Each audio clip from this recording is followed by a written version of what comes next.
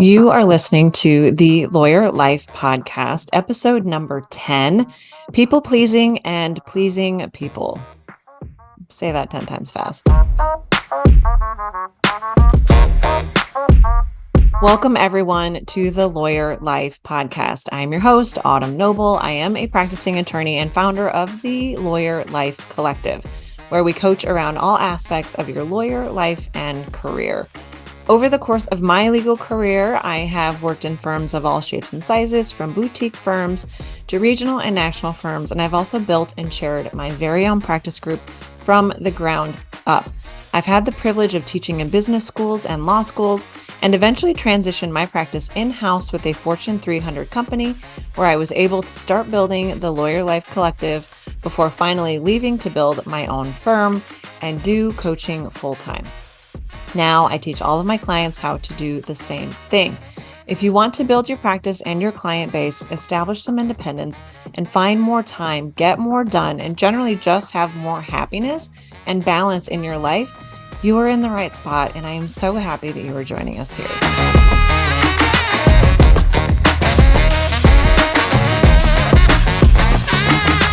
So what's wrong with not wanting to make waves? More than you think, actually.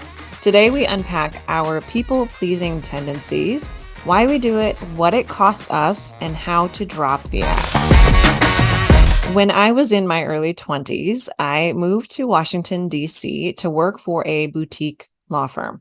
While I was there, my direct supervisors were from New York City. So a farm girl from Iowa was quite the novelty in my little office. And I often was chided for my Midwest nice attitude. After that little excursion, my next legal job took me to a national firm in the Midwest. There, my supervisor was another New Yorker. And once again, my Midwest nice was met with much distaste. At first, their criticism of my Midwestern attitude, it really bothered me. After all, I was just being polite. And what was wrong with that? But over time, I realized that what they were criticizing, it wasn't Midwestern civility. What they saw instead was an insecure young attorney who was afraid to make waves, who was afraid to be honest for fear of upsetting others, and who was afraid to really use her voice. What they really saw was people-pleasing disguised as good manners. You got to love those people-pleasing tendencies. We've all got them. It may seem like simple Midwest nice, but at its core, people-pleasing is rooted in deception, and we're going to talk about that today. When we put the needs and feelings of others before our own, we relegate our truth, we relegate our voices, and we implicitly acknowledge that we are less important than those we're desperately trying to please. So let's start with the why. Why do we do this? Why is this so appealing to us? Think about the last time that someone asked you to do something that you really didn't want to do, whether it's an additional project at work when you're already overloaded and sacrificing any semblance of life, or maybe it's an additional nonprofit board position for an organization that maybe just doesn't really interest you, or a family friend who asks for legal help in an area that you know nothing about. I want you to think of that situation and see if you can connect with why the decision was hard. Why was it hard to say yes or no? What was it that drove you to ultimately say yes when you really just wanted to say no? It might sound something like, well, I should help. It's the right thing to do. Meaning if I say no, I'm being a jerk or I'm not being a good person. I don't want to disappoint anybody or let anyone down. If I don't say yes to whatever they're asking of me, there's going to be some negative consequences. Like I won't get any more work from them. I'll lose a client. People won't trust me. People won't like me. They'll think I'm lazy, something along those lines. So as you think about those scenarios, when we say yes and we really wanted to say no, part of the reason that we do this and part of the reason these decisions are hard is because we have some story that we're telling ourselves about what it means if we say no, and why we should say yes, even though that we don't want to. All of those thoughts are incredibly persuasive in the moment, and they seem 100% factual. But none of those thoughts are actually founded in any facts. They're just opinions and assumptions, and they're all rooted in fear. We worry that if we don't help, others are going to judge us. We worry that others will think we're not a good person or we're not a team player if we don't say yes. We worry that something bad will happen if we don't follow through on all of these requests. And we take all of those worries and we spin them into facts and stories that we tell ourselves, facts and stories that we believe and that we allow to dictate our actions. For some of us, this is rooted in imposter syndrome, which is generally a collection of feelings of inadequacy that persist despite evident success to the contrary.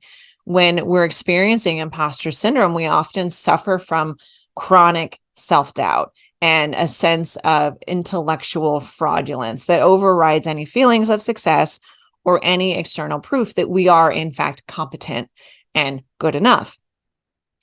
Many of the women that I encounter suffer from various manifestations of imposter syndrome. And many of us handle imposter syndrome by slipping into a persistent helper role. And P.S., if you haven't listened to the episode on the drama triangle, it expands upon this tendency of ours to take on the rescuer role in the drama triangle. And that episode further illustrates this issue. And I strongly recommend that you listen to that episode on the drama triangle if this is resonating with you. Imposter syndrome persistently tells us that we are a fake and that we will be found out and that eventually everybody's going to realize that we don't belong and that we really need to be shown the door. One tendency to combat those fears is to make yourself irreplaceable. And so for many of the female attorneys that I work with, this takes the form of being a constant caregiver, helper, or rescuer in that drama triangle. Recently, I had a client who was expressing to me how important it was for her to always be seen as reliable and somebody that others could always count on. She was always offering support for new projects and teams, even when she knew she didn't have the time or the capacity. And more often than not, she would come to our sessions operating on fumes, completely exhausted and frustrated that no one could do anything without her. She was totally burnt out and she really wanted to change the pattern. So as we explored her patterning, we came to understand that this was completely a mess of her own making. She consciously took on more than she was able to handle, and she was really reluctant to give up that part of her practice. On the one hand, she knew that it was making her miserable, but at the same time, she didn't want to give up that important and needed position. She didn't want people to gripe if she said no to more work. She didn't want people to judge her if she scaled back, and she imagined a parade of horrible comments that she believed her coworkers would make if she stopped helping everybody. She really, at her core, she wanted to be needed, and it was really hard for her to conceptualize letting go of playing that role. She wanted to be an essential player on every team. That made her feel really safe and secure. But this is what imposter syndrome does. It creates patterns of coping with our fears of inadequacy. We craft ways to cover up our perceived shortcomings, to keep our little secret safe, to keep secret the truth that we aren't good enough, that maybe if we're just really needed, no one will ever see that we actually don't belong, and maybe we're not as good as everybody else. So we craft ways to cover up our perceived shortcomings to keep that secret locked away. In my client's experience, she was bending over backwards to be available to anyone for any project at any moment. She was constantly canceling personal trips and social outings with friends to jump on new projects. It had become part of her persona, and it was what made her feel like she belonged. And it helped soothe those fears that she was inadequate. It really silenced the negative rantings in her head. They couldn't possibly fire her if they discovered her inadequacies because too many people needed her every day. And so it was sort of this protective little game that she was playing with herself and with those around her. Imposter syndrome, it plays right into this people pleasing, and it creates a toxic dynamic that leads us to be really overloaded and out of gas and stuck between, I really want to maintain this facade and this role that I've created, but I also don't want to feel like this and work like this anymore. And so it creates this tremendous amount of tension in our lives because we feel like we need that persona to protect ourselves, even though that persona, that people pleasing, is really destroying us. When we know that our people pleasing and imposter syndrome is part of our problem, why is it so hard to stop? Rationally, most of us understand this negative cycle, but there's something about it that makes it like really impossible just to pivot or wash our hands of it completely. In part, it's hard to change this tendency because we are just really good at saying yes and juggling a million things. Like over time, it just becomes like the norm for us and we're kind of used to it. It's a pattern that we know and we like the feel goods that come with it, at least initially. So when we contemplate changing the pattern and saying no, like really saying no for once, all of our fear and those worries are going to get louder. Everyone is going to get pissed. They're going to stop giving me work. They're definitely going to fire me. They're going to think I'm lazy. They're going to think I'm not a team player. All of those thoughts are just going to ratchet up in your head the moment you consider shifting that pattern. Those thoughts all come from the primitive part of our brain that wants to maintain the routine and it wants to maintain the things that we know and are comfortable with. It wants us to keep saying yes and chasing the endorphins of people pleasing, because when we say no and deviate from this pattern, our survival brain's like, this doesn't make sense. We're doing something dangerous. It's a real threat to our safety and survival. Because of that, that part of your brain is going to start offering us all of the reasons why this new approach is going to be catastrophic for our lives and our reputations. Because biologically, this deviation from our standard pattern, it feels like a life or death risk, and our brain wants us to survive. So it's going to really try to persuade us why saying no and changing course is only going to result in career failure. Our primitive brain wants us to maintain consistency. It doesn't want us to take risks because that equates to death. That is why our primitive brains freak out every time we contemplate making any kind of a change, but especially when we start talking about boundaries and ending people-pleasing tendencies. That's what that part of our brain is designed to do. Keep us safe and keep us alive. So in order to deconstruct the patterning and truly make a change, we have to start using our grown-up brains, the prefrontal cortex. We have to let that more evolved part of our brain make those decisions and answer those worried thoughts. And we do this by using a few different strategies. Number one, we have to challenge the thoughts that your primitive brain offers you. We have to take the wind out of the sails of this drama cruise that has begun. To do that, we look at all of those fear-based thoughts and we start really challenging them and using our prefrontal cortex to argue them like a lawyer. We are lawyers. We are trained to see holes in arguments, and we have to do that with that part of our brain that really just wants to keep us repeating the same pattern. For instance, consider that thought, I should help. What does that even mean? And how do you know when you should help? Who gets to decide? And would everyone agree with that? Just because one partner says that you should always say yes to work doesn't mean that everybody's going to agree. because everybody ultimately knows how it plays out when you say yes to everybody. It doesn't make sense to believe that I should help. I should say yes when people ask me to do work for them. We talked in episode 1 about how should is such a worthless word and how it really only matters when we're talking about something that's designed to work in a specific, widely agreed upon manner. Like my light bulb should turn on when I flip the switch. But you, dear friends, you're not a light bulb. And there is no widely understood way for you to show up. You get to decide what works for you and what doesn't, period. So we have to stop letting that word should dictate any choices that we make. It just doesn't make sense.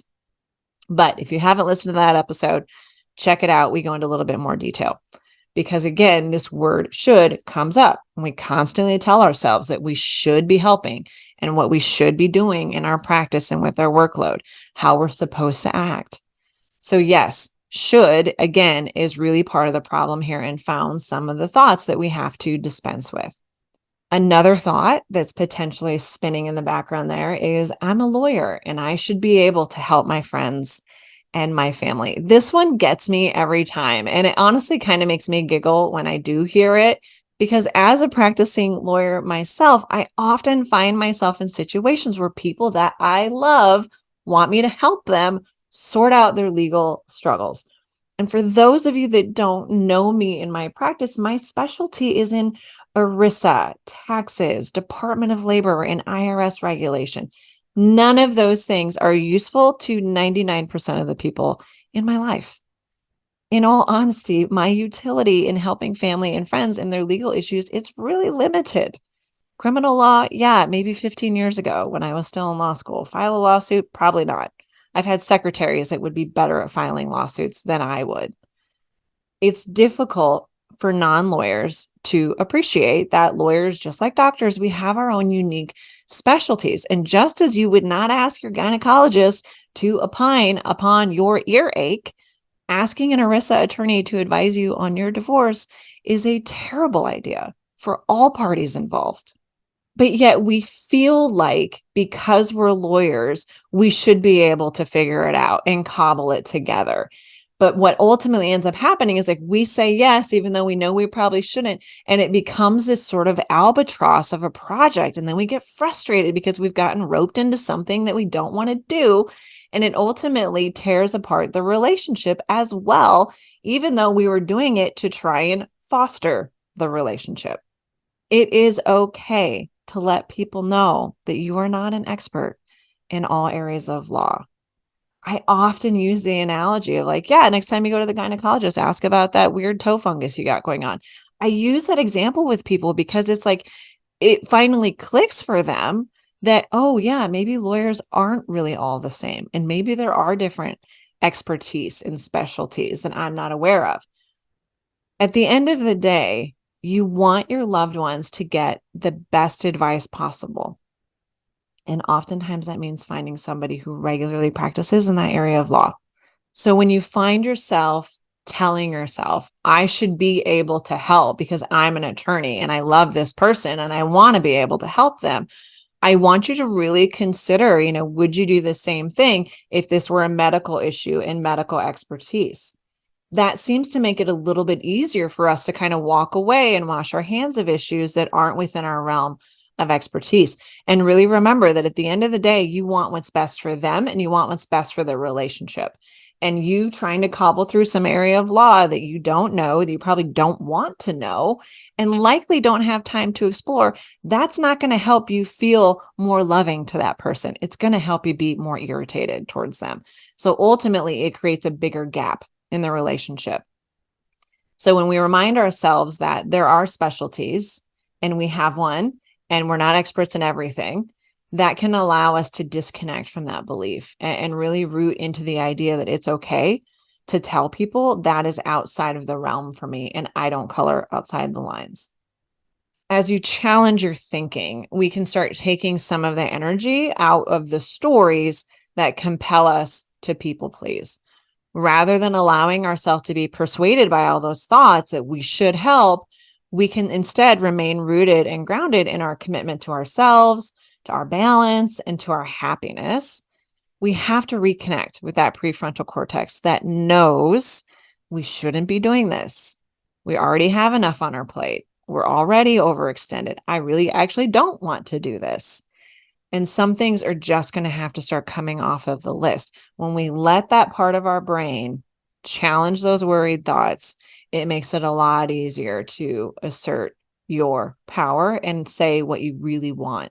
So one way that we can do this is to allow that prefrontal cortex to make those decisions ahead of time before anybody even asks. And we go into the day knowing I have so much on my plate right now. If anyone asks me to do anything, the answer is no.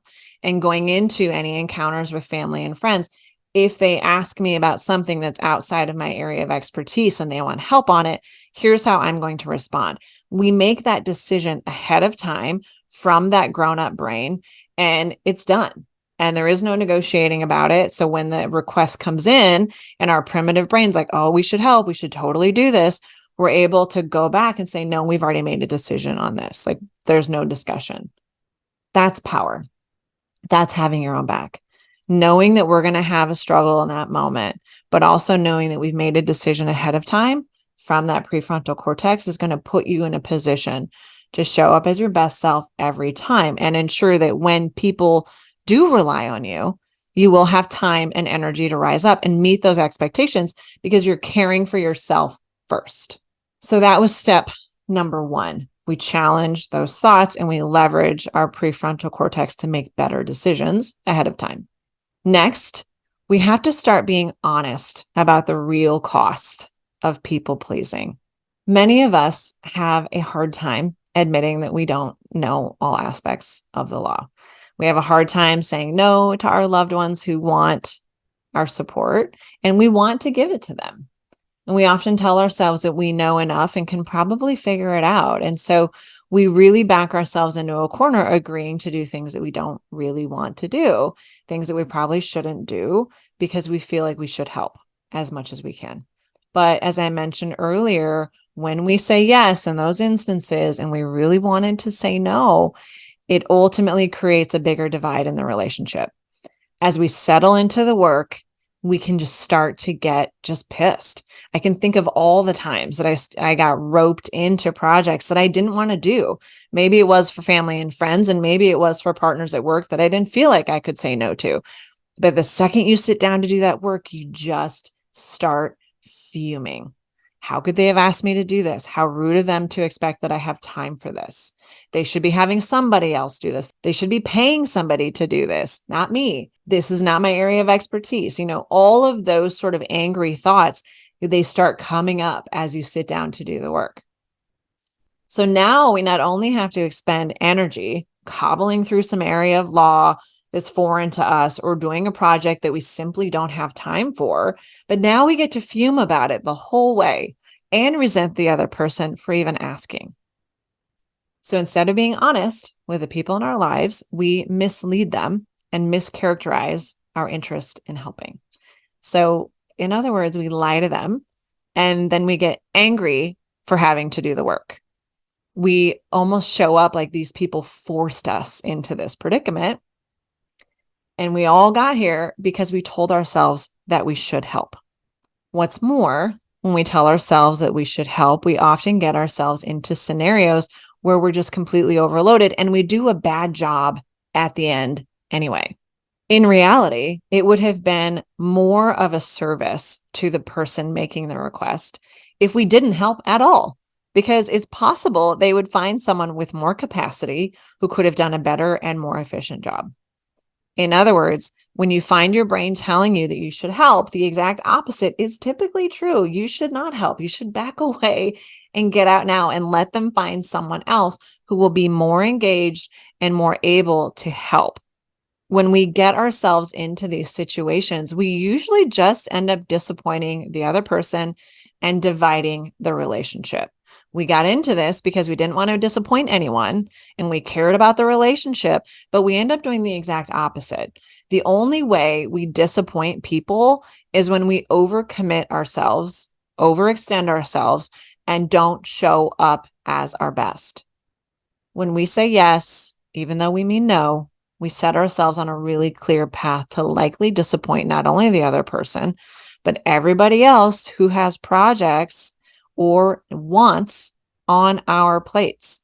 When we overload ourselves, everybody suffers. We erode trust in all of those relationships and let everyone down, which is the exact opposite result we were trying to create.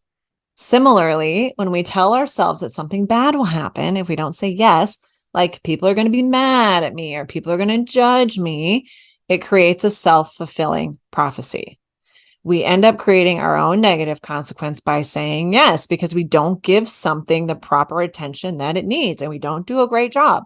So ultimately, yeah, people get mad at us and people judge us for the work that we did because it's not up to par or we blow a deadline. It's a lose-lose scenario that creates the exact result that we were trying to avoid. Anytime that we let our people-pleasing tendencies drive our decisions, we truly set ourselves up to create the exact opposite result than what we're wanting. More failure, more disappointment, and more eroded relationships. That's the second element in deconstructing people pleasing. We have to get really honest about what it's truly creating for us to chase those feel goods that we get from saying yes. What is the real impact it's having on ourselves, our professional reputation, and our relationships? Step number 3, be honest about what you're really doing when you're people pleasing. What are your real intentions? In my opinion, people pleasing is really just a prettier form of manipulation. You are saying yes when you really want to say no because you want other people to think about you in a certain way. You want them to think, wow, she's super helpful. She's a team player. She's a go-getter. Like she's always willing to support. And you're doing something that you don't want to do in hopes that it will ultimately control how they think about you. If that's not manipulation or an attempt at manipulation, I don't really know what is. We are so willing to trade our truth for the possibility of them thinking about us in a certain way. It's really simple manipulation, but here's the truth. You can't control what they think of you. You will never know what they're thinking about you or where it comes from. They might think of you in a certain way because maybe you remind them of someone that they hated growing up, and you may never be able to change that no matter what you do and no matter how much you bend over backwards for them. What we think of others is based upon so many things, and thinking that we can overextend ourselves to change anyone's thinking, it's a futile endeavor that rarely works. And what's more, you're never going to know if it works. So you're just going to keep bending over backwards, thinking and hoping that it's changing what they're thinking about you. And you never really know. And so it's like, what's the point of all of this overextending yourself when you never really know if you're ultimately getting the result that you're wanting from it? And that is having them think about you in a certain way. Instead, what would it be like to have an honest and authentic conversation with these people instead of lying to them about your willingness or capacity to help them? In that space, we can instead believe, I can help them to the best of my ability without taking on this project for them. I can support from the sidelines. The greatest way I can help this project is to stay out of it. Any of those thoughts are going to create a different result for you. And that result is likely going to build the relationship, even if it stings to say no in the moment.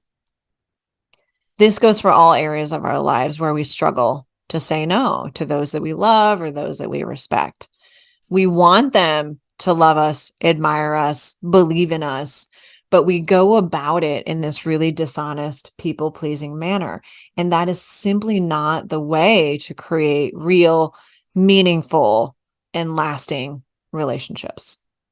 Step number 4 in eradicating people-pleasing is to start watching for the signs and be vigilant in looking for signs of people-pleasing in your own life. My own lady lawyer coach recently just blew my mind. We were talking about a scenario where I was feeling really frustrated. And she looked at me and she said, frustration is often a sign of an unfulfilled intention. And I just sat there in silence because I realized that the reason I was feeling so frustrated with respect to that scenario was because I wasn't showing up the way that I wanted to. I wasn't being honest and I wasn't speaking my truth. And that was making me even more frustrated with what was happening. My frustration was out of proportion from the trigger because I was so much more frustrated ultimately with myself for not acting in alignment with what I knew to be authentic for me. Whenever we're feeling frustrated, it's usually because we have stifled our own truths and we aren't showing up authentically or in the ways that we truly want to show up. We're frustrated because, for whatever reason, we feel like we are being inhibited in our ability to be honest. Certainly, we might be frustrated by whatever external trigger it is, but the real frustration comes from our feeling like we can't be honest, we can't speak our truth, or judging ourselves for not being honest and speaking our truth. All of that creates this sort of internal frustration and turmoil. For instance, when we're frustrated that we have more work than we want, at its core is frustration with ourselves for not protecting our capacity and being honest because we really wanted to say, absolutely not. I cannot do this project. I have more work than I need right now.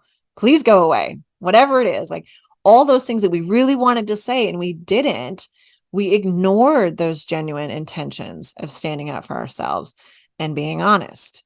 And that's really what's driving that frustration when we feel overloaded and overextended. When we are frustrated with the people in our lives, the reason that frustration flourishes is because we aren't taking authentic action to overcome it. Instead of having a real conversation with the source of our frustration, we just rant and rave, and we ignore our intention to have open, honest relationships with the people in our lives. We stifle that true intention, and it really just fuels the fires of frustration. Consider situations where you're even frustrated with conversations with your supervisors or other members of your team. Usually, those frustrations are rooted in some judgment of ourselves because there are things that we wanted to say that we didn't, truths that we left hidden because we are afraid to bear them. And so not only are we frustrated with the situation and the conversation, but we're frustrated and disappointed with ourselves. So again, when you start feeling that real frustration in your belly, there's a sign that you're not being honest and you're not being authentic in your life. That frustration is a sign that we're people pleasing, that we aren't living in alignment with our intentions. It is uncomfortable to be open and honest and air our truth, but it's also really uncomfortable to live inauthentically and to live in frustration. So if you're feeling frustrated, I urge you to recognize it as a sign that you're potentially living inauthentically and engaging in some people pleasing of your own. When we start catching on to our own patterns and catching on to those signs like frustration that we're people pleasing, that is how we start to really deconstruct it at a deeper level. We start to see all these different areas of our lives where we aren't being completely honest with people and we are potentially engaging in people pleasing, and that's why we're frustrated. And so being really mindful of how you're feeling in any relationship or situation is going to help clue you into aspects of your life where you might be people pleasing more than you realize. When we people please, we ultimately trade our truth for immediate but temporary gratification. That frustrated, unlived intention, it will fester below the surface, and eventually it makes itself known. Except usually by that point, the frustration has evolved from like a rumble to more of a cataclysmic rage quit, meltdown, epic battle type of situation. That's when all of those past hurts, frustrations, and unspoken intentions come tumbling out because we have been stifling those truths for so long. In order to have real and lasting relationships, we have to invest in authenticity and allow all of those around us to know the real us. When you feel yourself being tempted to people please others in a manner that's not consistent with your truth, choose instead to have your own back and to honor your deepest intentions. When someone asks you how you're feeling about something, be honest about it. When someone asks you, do you have time to work on this? Give a real answer. When you feel yourself wanting to say no instead of yes, honor that. Like that is your truth. And it might feel horrible and it might feel scary, but I promise you on the back end, when you get out of the situation and are able to catch your breath, you will be happy that you spoke your truth and that you were honest with others about your capacity and willingness or even interest in helping. At its core, it's really about investing in real and authentic relationships with everybody in your life. Real relationships, they're going to require you to use your voice and have your own back when it comes to your wants and needs. Anything else is just a really pretty form of manipulation, which is not the foundation for any good professional or personal relationship. What's more, as you start to kind of flex your no muscle, you get to decide what it means when you say no. You can choose to believe that you're letting everybody down and that you should help them, or you can work to deconstruct that line of thinking and choose to believe instead that you're really loving them and you're really honoring the relationship by being honest with them. And that is your greatest contribution and your most loving contribution to that person, whether they like it or not. You can support people in your life and not agree to do things that you don't want to do. It's okay to say no when you want to. You don't need a good reason for it, and you don't need to explain yourself because there is no manual that you have to follow. You get to do whatever you want to do because you are a human, period. We cannot let that word should drive us to act in any way. When we act, it should be from a place of true intention and authenticity and not some perceived notion about how we're supposed to be. And remember, what is the upside of doing anything that you don't want to do? How much fun is it to fume about projects every step of the way and beat yourself up for saying yes? Because now you're overloaded and you're angry at the other person for even being in that situation. How is that serving anybody in the relationship?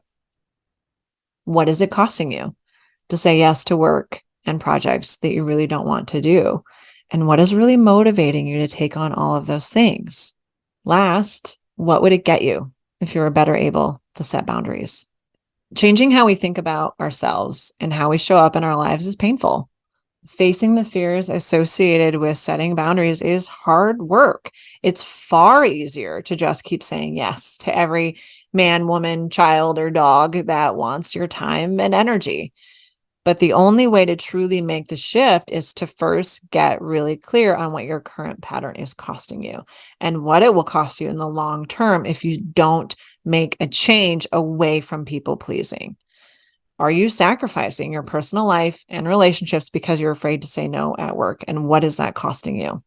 Someday you will leave that job and your friends and your family will still be there, at least theoretically. Your body and your health, your mental well-being, it's still going to be with you. Again, theoretically. But are you investing in all of those things as much as you're investing in that job? Is your pattern costing you all of those things that will be there waiting for you once that job is gone? Our patterning in life, it's persuasive and it's convincing and it's served us to get us where we are. It's easy to believe that we are doing the right things because those tendencies likely created your immediate success after all. But now, as we start to see the impacts of continued people pleasing, we have to open our eyes and see that these patterns are costing us more than they're getting us at this point. We have to start believing that if we remain in place, we will destroy everything. It's about seeing the forest for the trees, doing the hard work, and investing in your own integrity. Your career and your relationships will only thrive because of it. Cheers, my friends. Thanks for joining us again this week. If you can relate to this topic, be sure to stick around for next week, where we dig into boundaries, the greatest tool and most terrifying tool to protect yourself and stop the people pleasing for good.